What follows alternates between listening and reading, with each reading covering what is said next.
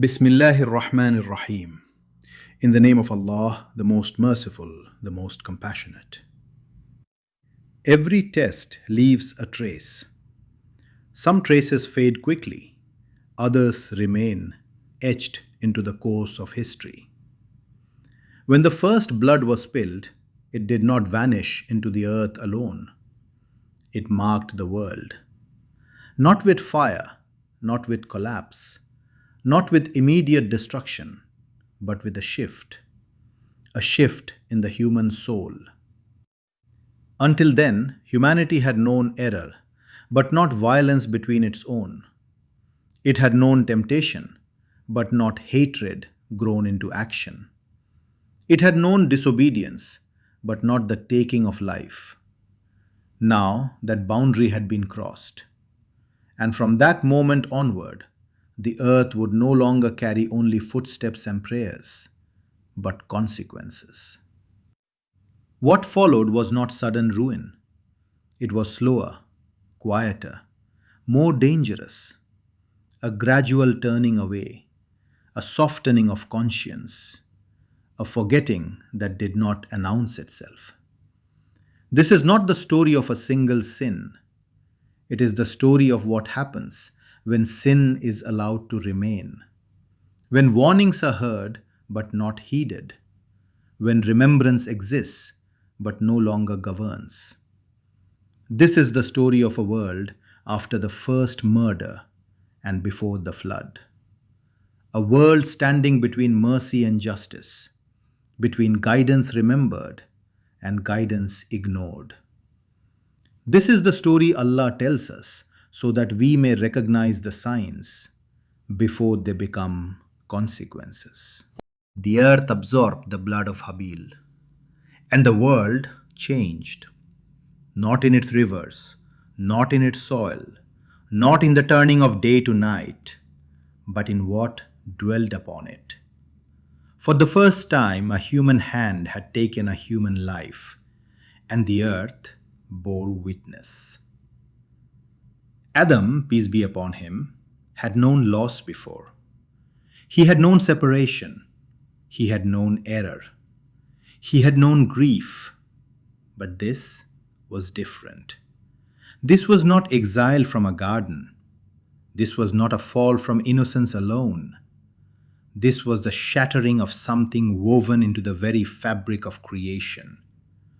The bond between brothers, the sanctity of life, the trust that should exist between those who share blood. Habil was gone. And with him, something departed from the world that would never fully return. Innocence. Not the innocence of ignorance, but the innocence of a world unmarked by murder. The pain that entered Adam's heart cannot be captured in words. He had raised them both. He had taught them both. He had loved them both.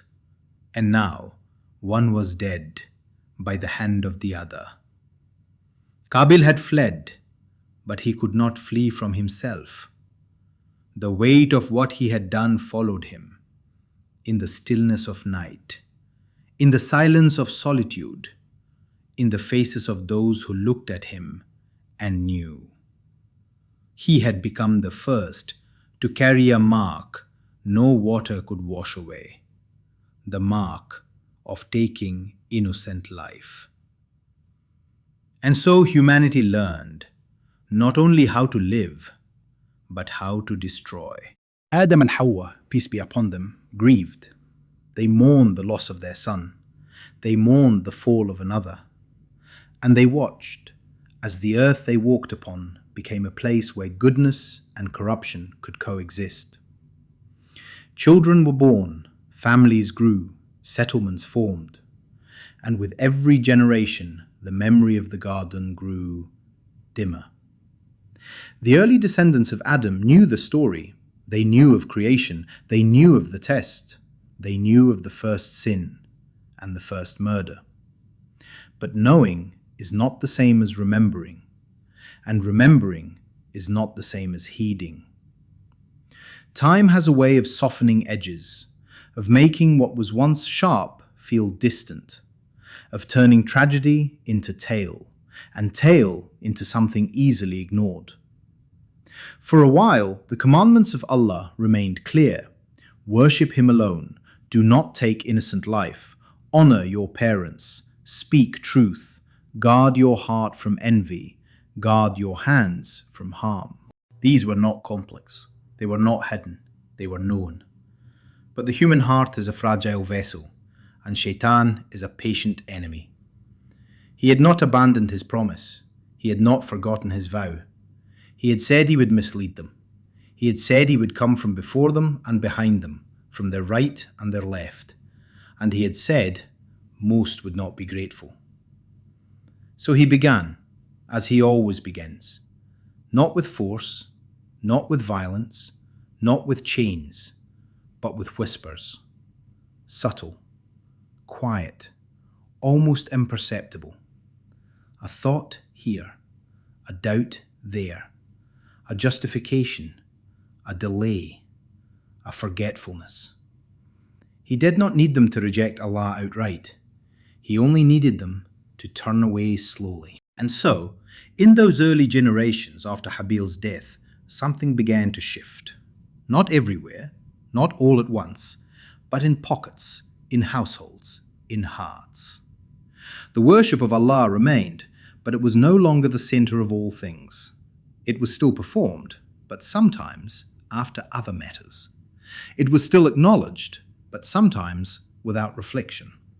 And that distance, however small, was all that was needed for the door to open. Because corruption does not announce itself. It does not arrive with fanfare.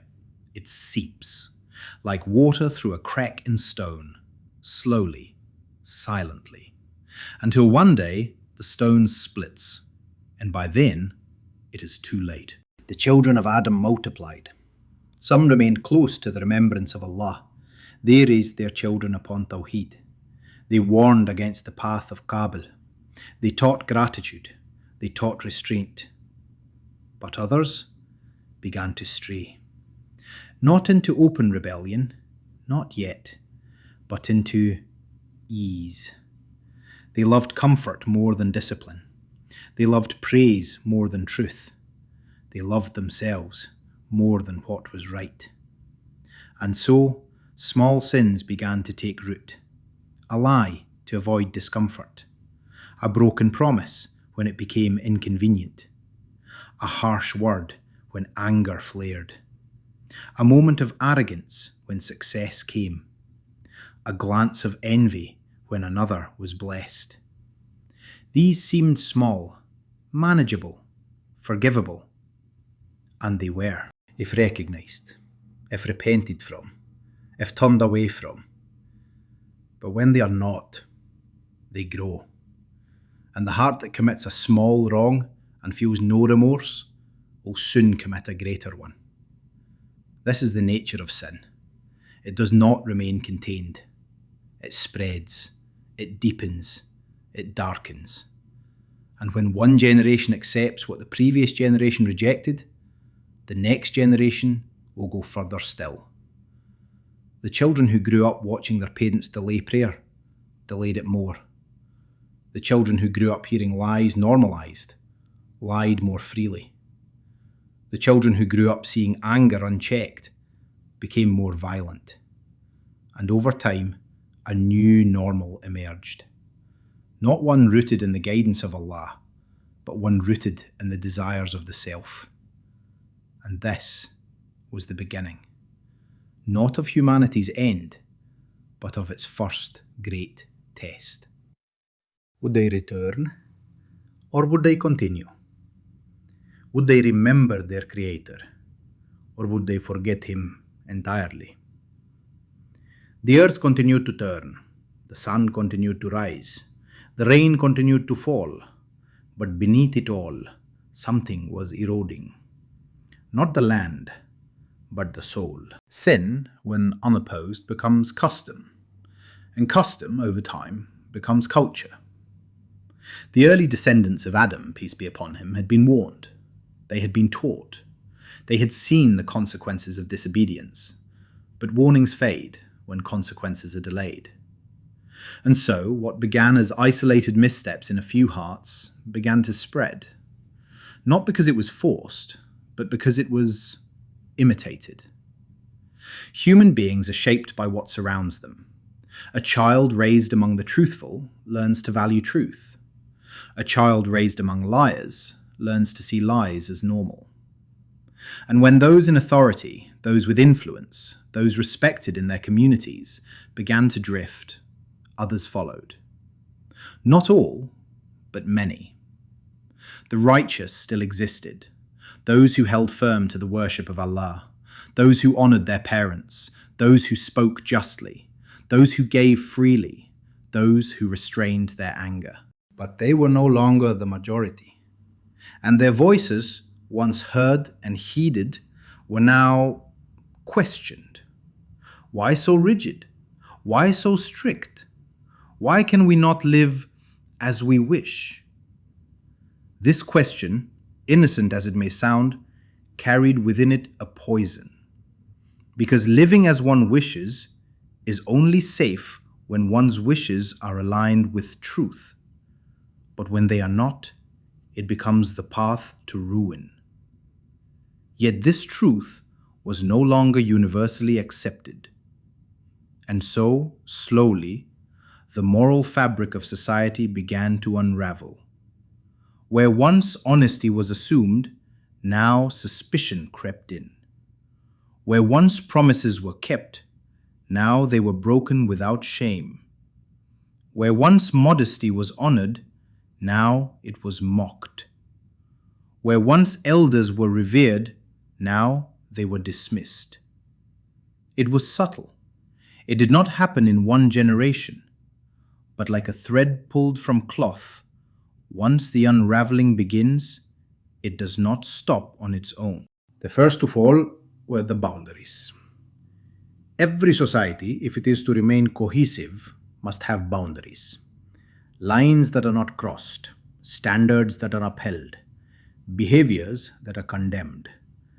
But when boundaries are questioned too often, they weaken. And when they weaken, they are tested. And when they are tested, they break. One man looked at his neighbor's wealth and felt envy take root. He did not act on it immediately, but he thought about it. He dwelled on it. He justified it in his heart. Why should he have more than me? I work just as hard. Perhaps it would not be wrong to take a little. And when he did, and no immediate punishment came, he grew bolder. And when others saw that he prospered, they wondered, why should they not do the same? A woman spoke ill of another behind her back. She did not see it as a great sin, just words, just opinions.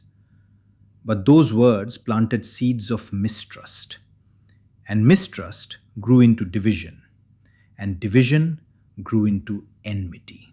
And soon, relationships that had once been strong crumbled over lies that were never corrected. A father, once known for his patience, struck his child in rage. He regretted it, but he did not speak of it. He did not seek forgiveness. He did not change. And his son, who had loved him, grew distant, and that distance hardened into coldness, and that coldness passed to the next generation. These were not isolated events.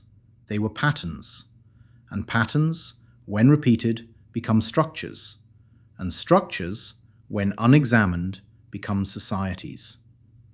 And so, a society began to form that no longer resembled the teachings of Adam, peace be upon him.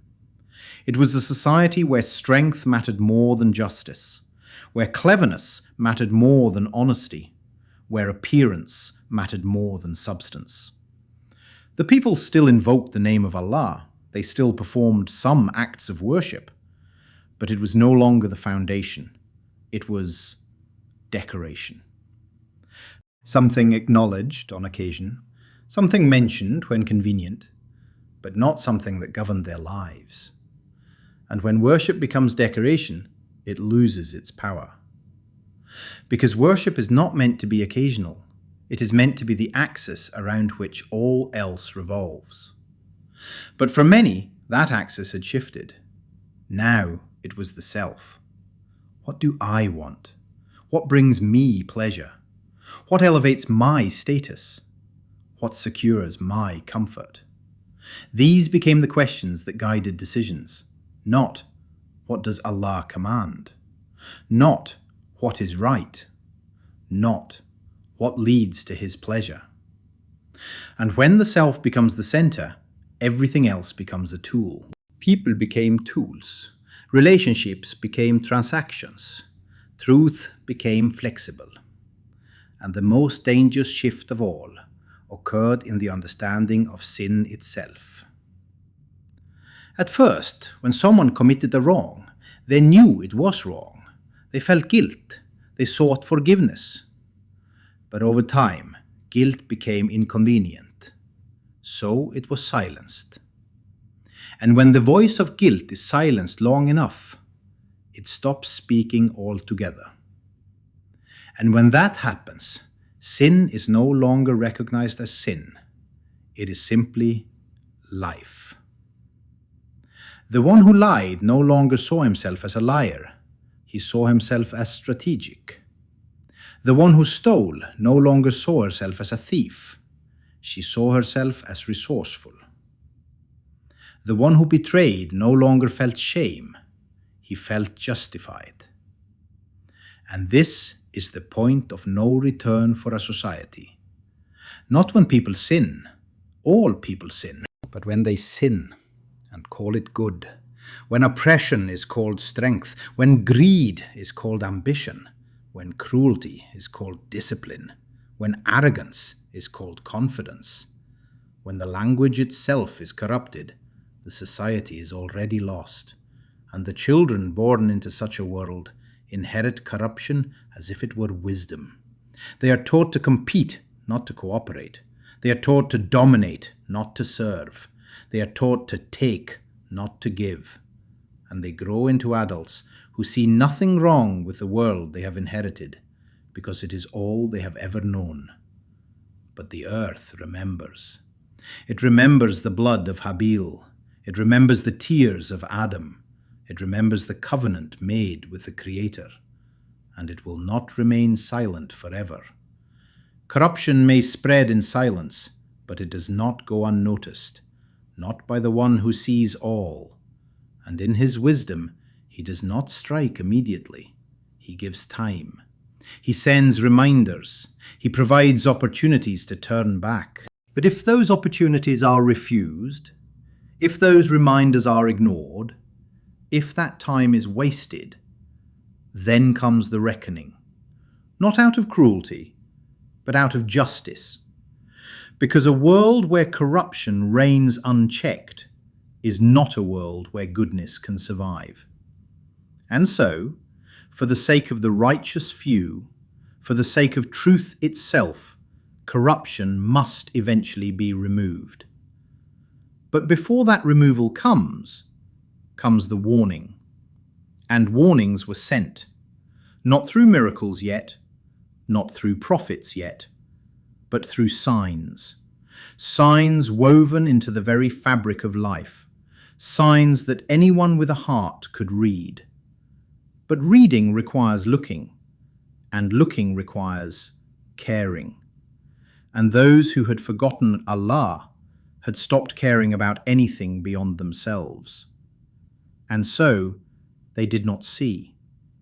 Or if they saw, they did not understand. Or if they understood, they did not act. And so, the decay continued, spreading, deepening, hardening, until what had once been a world blessed with guidance became a world drowning in its own corruption. And yet, even then, there were those who held firm. Small in number, quiet in presence, but unshaken in their commitment to truth. They did not follow the masses. They did not bend to pressure. They did not abandon what they knew to be right, even when it cost them. And it did cost them. Isolation, ridicule, loss. But they remained, because they understood something the corrupted had forgotten, that this world is temporary, and that standing before Allah is inevitable. And on that day, it will not matter how many followed you. It will not matter how much you accumulated. It will not matter how loudly you were praised. All that will matter is the state of your heart, and whether you remembered Him when others forgot. There comes a point in the decay of any people when the very concept of right and wrong begins to blur. Not because truth changes, truth is immutable, but because the hearts that once perceived it have become clouded. This is the stage humanity had now entered, a stage where what their forefathers would have recognised as corruption, they now called normal, where what had once been shameful was now openly practised, and where the name of Allah, once at the centre of every aspect of life, had been pushed to the margins. Mentioned perhaps, acknowledged occasionally, but no longer central. And this forgetfulness did not happen suddenly. It was not a decision made in a single moment. It was gradual, a slow drift, like a ship that loses sight of the shore, 1 degree at a turn, until one day it realises it no longer knows the way back. The remembrance of Allah is the anchor of the soul. When a person remembers Allah, they have a reference point, a standard, a compass that orients them toward truth. But when that remembrance fades, everything becomes relative. What is good? Whatever feels good. What is wrong? Whatever inconveniences me. What is true? Whatever I choose to believe. This is the state of a people who have forgotten their Creator, and this forgetfulness manifests in every dimension of life, in worship, in relationships, in commerce, in governance, in speech. In the early generations, when someone wronged another, they were held accountable by their community, by their own conscience, by their sense of standing before Allah. But now, accountability had become optional. If you were powerful, you were above it. If you were influential, you could redefine it. If you were clever, you could escape it. And so justice, which should be the bedrock of any society, began to erode. The strong oppressed the weak and called it order. The wealthy exploited the poor and called it commerce. The eloquent deceived the simple and called it wisdom. And because there was no higher authority being invoked, because the fear of Allah had dimmed, there was nothing to stop this descent. Human beings, when left to their own devices, will always tend towards self-interest. This is not inherently evil. It is simply the nature of the nafs, the self. But the nafs must be governed. It must be restrained. It must be reminded. And the only force powerful enough to restrain it consistently is the awareness of Allah. But that awareness was fading. And as it faded, the behaviors that had once been checked were now unleashed. Envy, which had once been suppressed, now flourished. Greed, which had once been condemned, now drove entire economies. Arrogance, which had once been humbled, now was celebrated. People competed for status, for recognition, for dominance, and the more they gained, the more they wanted. And the more they wanted, the less they cared about how they obtained it. Lying became strategy. Betrayal became pragmatism. Cruelty became strength. And those who refused to participate, those who still held to the old ways, the ways of truth and restraint, were seen as weak, naive, out of touch, obstacles to progress. And so they were marginalized, not by decree, not by law, but by social pressure, by mockery, by isolation. Because a society that has normalized corruption cannot tolerate the presence of the righteous. Their very existence is a reminder, a mirror, a challenge. And people do not like to be reminded of what they have abandoned. And so, the righteous were pushed aside, their counsel ignored, their warnings dismissed, and the masses continued on their path, convinced that they were free, that they were enlightened, that they had moved beyond the old constraints. But they were not free. They had simply exchanged one master for another. They had freed themselves from the worship of Allah, only to become slaves to their desires. And desire, unlike Allah, is never satisfied. It always demands more. More wealth, more power, more pleasure, more recognition. And in chasing it, they lost themselves. They lost their sense of purpose. They lost their sense of community. They lost their sense of meaning. Because meaning, true meaning, does not come from accumulation. It comes from connection. Connection to something greater than oneself. And when that connection is severed, what remains is emptiness. An emptiness that no amount of wealth, pleasure, or power can fill.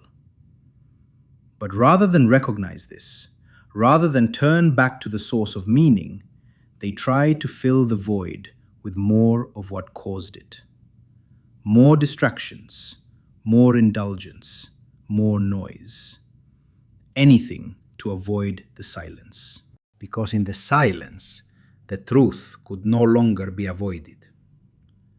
That they were lost, and the tragedy is that many of them did not even realize it. They thought they were thriving. They thought they were successful. They thought they were the pinnacle of human achievement. But in reality, they were hollow, going through the motions of life without ever truly living. Because life, real life, is not measured by what you acquire. It is measured by who you are. And who you are is determined by what you worship. If you worship Allah, you become a reflection of His names: merciful, just, patient, generous, wise. But if you worship yourself, you become a reflection of your own flaws: selfish, impatient, greedy, arrogant, blind. And this is what had happened. A people who had once been dignified by their submission to Allah were now debased by their submission to themselves. And the world they built reflected that. It was a world of competition without compassion, of ambition without ethics, of progress without purpose.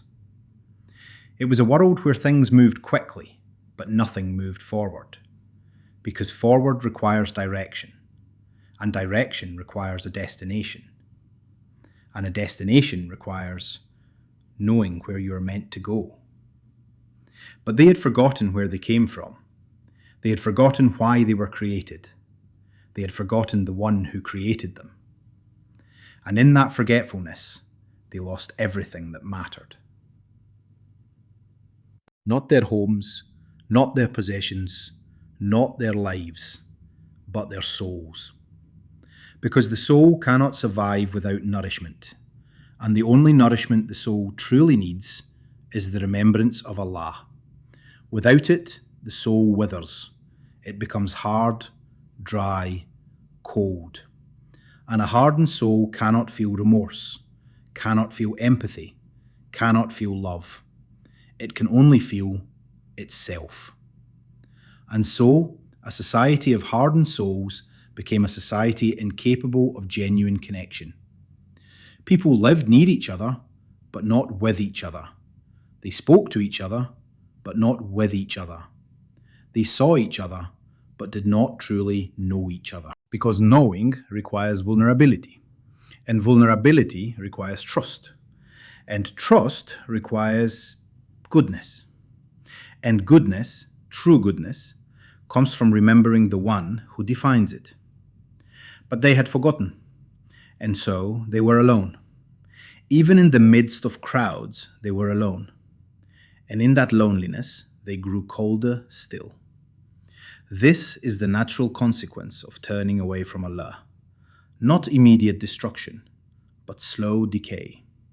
A decay that is often not recognized until it is too late, because it feels gradual, manageable, reversible, until one day it is not. And by then, the damage is done. Not just to individuals, but to entire societies. And the signs were there. The rising tensions, the increasing violence, the deepening divisions, the spreading despair. These were not random. They were symptoms. Symptoms of a people who had lost their center. And a people without a center cannot hold. They will fracture. They will collapse. Not because they were weak, but because they had removed the very thing that gave them strength. Their reliance on Allah, their humility before Him, their submission to His guidance. That was their strength, and without it, they were nothing. But they did not see it. They thought they were strong. They thought they were independent. They thought they had outgrown the need for divine guidance. And so they continued, building, striving, accumulating, all the while crumbling from within. And the righteous few who remained could only watch and warn and pray. Before divine intervention comes destruction, there are always warnings. Not because Allah is unclear, but because He is merciful. He does not seize a people suddenly while they are unaware. He sends signs. He provides opportunities. He allows time for reflection, for repentance, for return. And those signs were being sent not in ways that required interpretation, but in ways woven into the fabric of life itself. Signs in the natural world, signs in relationships, signs in the very structure of society. But signs are only useful to those who are willing to see them. And a people steeped in forgetfulness do not see. They do not see because they do not look. They do not look because they do not care. They do not care because they have convinced themselves that everything is fine. And so, even as the world around them began to fracture, they carried on as if nothing had changed. But everything had changed. The earth, which had once provided abundantly, now required greater effort for less yield, not as punishment, but as consequence. When people live in harmony with truth, with balance, with gratitude, the earth responds. But when they live in excess, in exploitation, in ingratitude, the earth reflects that as well. And so, what had once come easily, now came with difficulty. Crops that once grew strong now struggled. Water that once flowed freely now became scarce. Lands that once thrived now became barren. These were not coincidences. They were reflections. Reflections of the internal state of the people manifesting in the external world. But rather than see this as a sign, rather than reflect, they blamed. They blamed the weather. They blamed the soil. They blamed their neighbours. Anyone but themselves. Anything but their own corruption. And so, the opportunity to turn back was missed.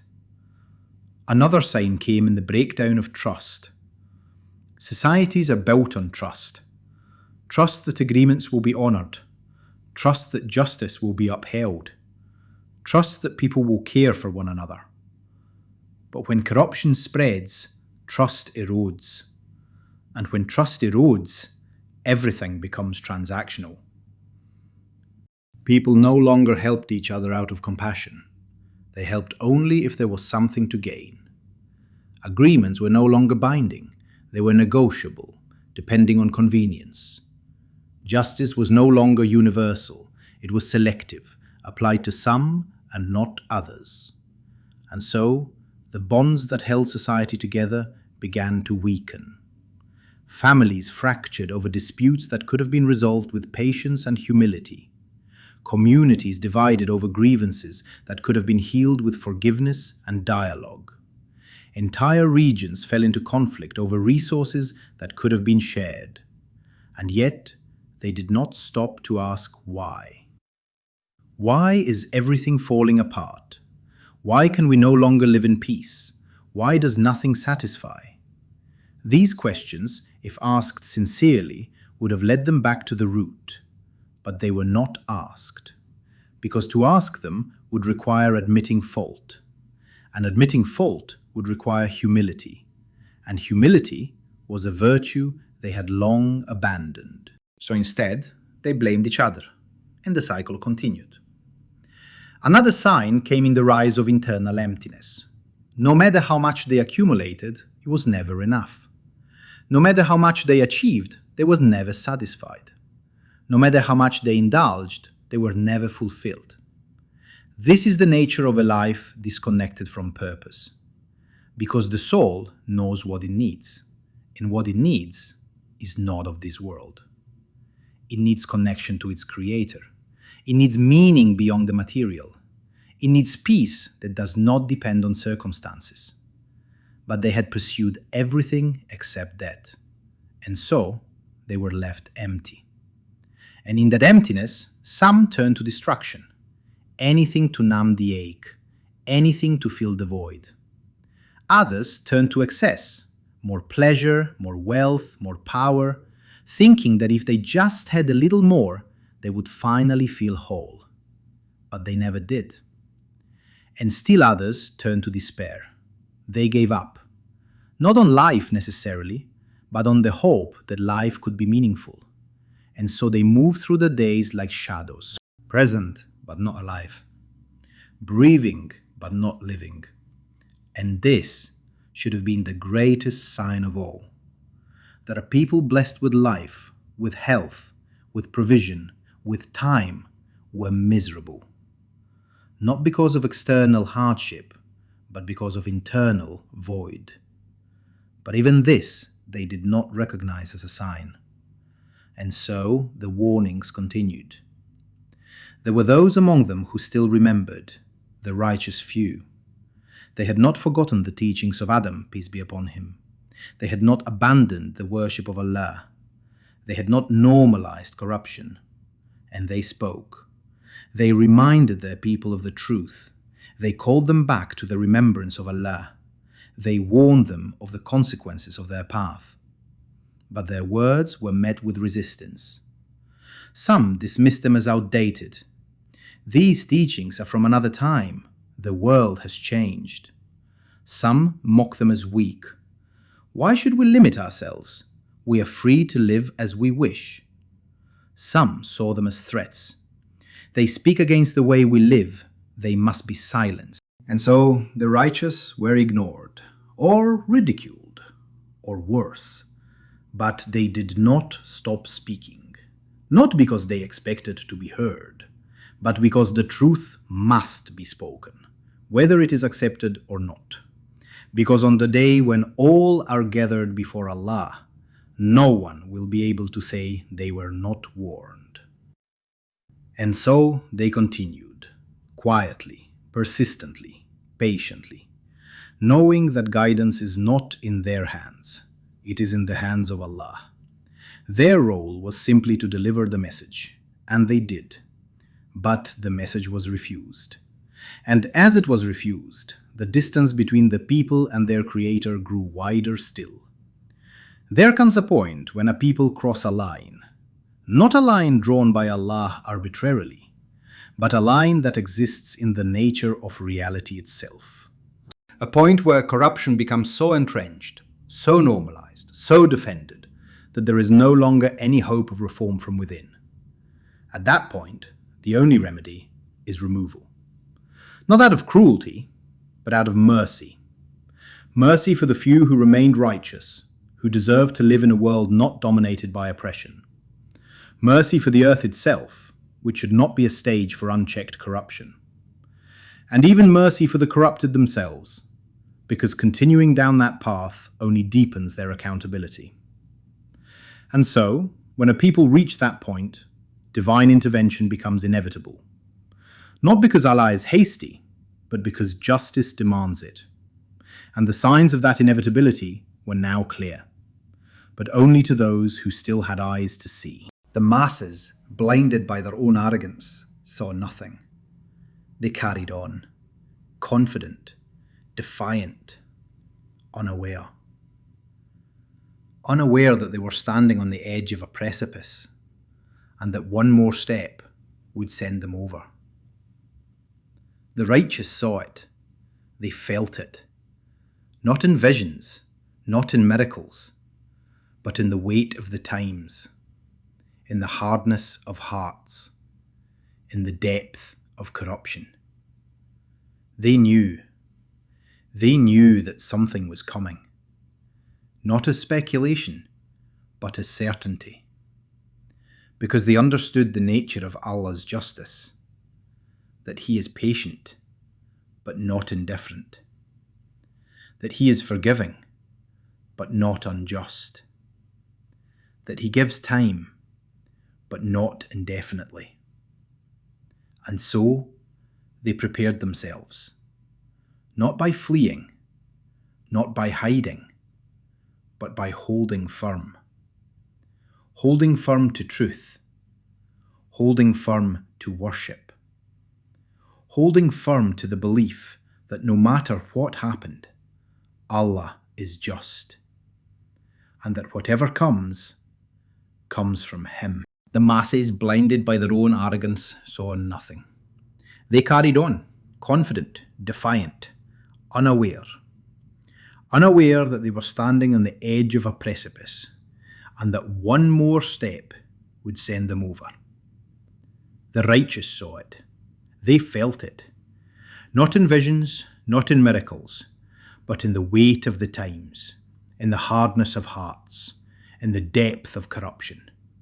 They knew that something was coming, not as speculation, but as certainty, because they understood the nature of Allah's justice, that He is patient, but not indifferent, that He is forgiving, but not unjust, that He gives time, but not indefinitely.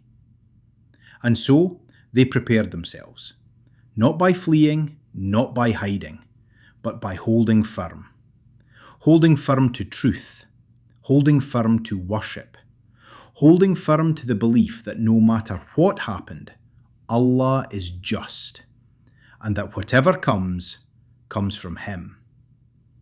And so they waited, not in fear, but in submission, trusting that the one who created them knows what must be done. There come moments in history when everything hinges on a choice. Not a choice made in an instant, but a choice made collectively, gradually, over time. A choice between remembering and forgetting, between submission and rebellion, between humility and arrogance. And humanity, in those early generations after the first blood was spilled, had reached such a moment. The path behind them was clear. They could see where they had come from, the purity of the early days, the clarity of the teachings of Adam, peace be upon him, the simplicity of worshipping Allah alone. And the path ahead was clear as well. If they continued as they were, corruption would deepen, division would spread, suffering would multiply. And eventually, the mercy that had sustained them would be withdrawn. Not because Allah ceased to be merciful, but because mercy, when persistently rejected, must eventually give way to justice. This was the crossroads, and every soul stood at it. Some recognized it. They felt the weight of the times. They sensed that something was coming. And so, they turned back. They turned back to the remembrance of Allah. They turned back to prayer, to gratitude, to humility. They turned back to honoring what they had dishonored, to repairing what they had broken. And in that turning back, they found peace. Not the peace of ease, but the peace of alignment. The peace that comes from knowing you are walking the path you were meant to walk. But there were few. The vast majority did not turn back. Not because they were inherently evil, but because they had become so accustomed to their way of life that they could not imagine living any other way. And so, they continued, convinced that they were right, convinced that they were free, convinced that they were beyond the reach of consequence. And in their conviction, they grew more entrenched, more defensive, more hostile to any voice that challenged them. And the righteous, who had warned them patiently for so long, now found themselves isolated, not by choice, but by rejection. They had spoken the truth. They had lived the truth. They had embodied what it meant to remember Allah. But their example was not followed. Their words were not heeded. And so, a divide emerged. Not a divide of geography, but a divide of heart. On one side, those who remembered. On the other, those who forgot. And the distance between them grew with each passing day. Those who remembered gathered together. They found strength in each other's presence. They reminded one another when doubt crept in. They supported one another when the weight of opposition became heavy. And they prayed. They prayed for themselves that they would remain firm. They prayed for their people that they might turn back. And they prayed for the will of Allah to be done, whatever that might be. And those prayers were heard. Not always in the way they hoped, but always in the way that was just. Because Allah does not ignore the call of the sincere. And He does not allow corruption to reign forever. As for those who forgot, they too gathered. But their gatherings were not for remembrance. They were for indulgence, for distraction, for the reinforcement of their own delusions. They celebrated their wealth. They boasted of their power. They mocked those who called them back to humility. And in their arrogance, they believed they were untouchable. They believed that the consequences they had been warned about were myths, stories told by the weak to control the strong. And so they laughed. But their laughter was hollow, because deep within, in the places they refused to look, they knew. They knew they were empty. They knew they were lost. They knew that something was deeply, fundamentally wrong. But admitting it would mean confronting it. And confronting it would mean changing. And changing would mean sacrifice. And they were not willing to sacrifice. Not their comfort, not their status, not their pride. And so they carried on, pretending. Pretending that everything was fine. Pretending that they were happy. Pretending that the cracks they could see forming all around them were nothing to worry about. But pretending does not change reality. And reality was closing in. The signs were no longer subtle. The land was failing. Relationships were fracturing. Violence was increasing. Trust was gone. And yet, even in the face of all this, they refused to see. They blamed, they distracted, they denied, anything but accept responsibility. And this is the final stage before collapse, when a people can no longer even recognize that they are the cause of their own suffering. At that point, there is nothing left to do but let them experience the consequences of their choices. Not as revenge, but as education, because some lessons cannot be taught with words. They must be lived. And so, the stage was set. Humanity stood at the edge. Those who remembered, ready to hold firm no matter what came. Those who forgot, oblivious to the reality they had created. And the heavens watched, not with indifference, but with knowledge. Knowledge of what was coming. Knowledge of who would endure. Knowledge of what must be done. And in that knowledge, there was both sorrow and certainty. Sorrow for what was lost. Certainty that justice would prevail. Because this is the nature of Allah's creation. Good and evil are both allowed to exist, to grow, to express themselves fully. Not because Allah is unaware, but because the test must be real. And when the test is complete, when every soul has made its choice, when the lines are clearly drawn, then comes the separation. Not by force, but by consequence.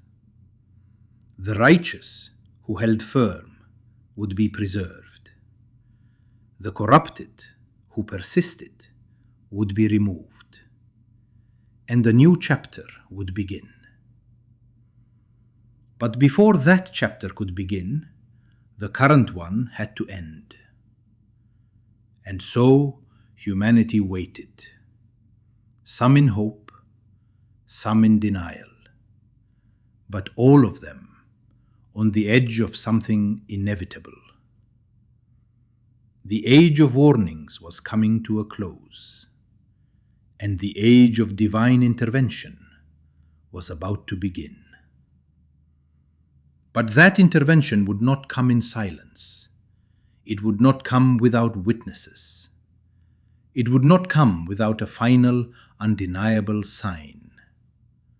And when it came, no one would be able to deny that it was from Allah. Not the righteous who had waited for it, and not the corrupted who had refused to believe. Because the time for belief without seeing had passed, and the time for witnessing had arrived. But what that witnessing would bring, what form that intervention would take, was known only to the one who decreed it. And so humanity stood at the crossroads, between the world they had created and the world that was about to be, between the corruption they had normalized and the justice they had denied, between forgetfulness and reckoning.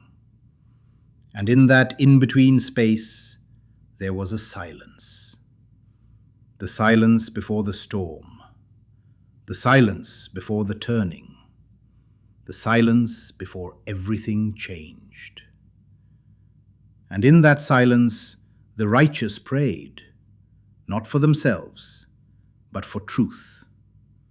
And the corrupted reveled, not in joy, but in distraction. And the earth waited, not in stillness, but in anticipation, because it had carried the weight of corruption for too long. And it was time. Time for the scales to balance. Time for the truth to be made manifest. Time for the story of that age to reach its conclusion. Not an ending, but a transition. From one trial to another, from one test to the next. Because that is the nature of this world. It is not a place of permanence. It is a place of passage. And every generation that walks through it must face the same fundamental question. Will you remember or will you forget? And the answer to that question determines everything, not just for the individual, but for all who are touched by that individual's choices. And so, the story continues, not because it is finished, but because it must be told, so that those who come after may learn, may reflect, may choose wisely, and may remember what was forgotten, and may hold firm when tested, and may turn back before it is too late, because the mercy of Allah is always available, until the moment it is not. And when that moment comes, all that remains is justice. And justice, though perfect, is not always gentle, but it is always deserved. And so the age ended, not in glory, but in inevitability, and what came next would be remembered for all time, as a warning, as a lesson, as a mercy, for those with ears to hear and hearts willing to submit.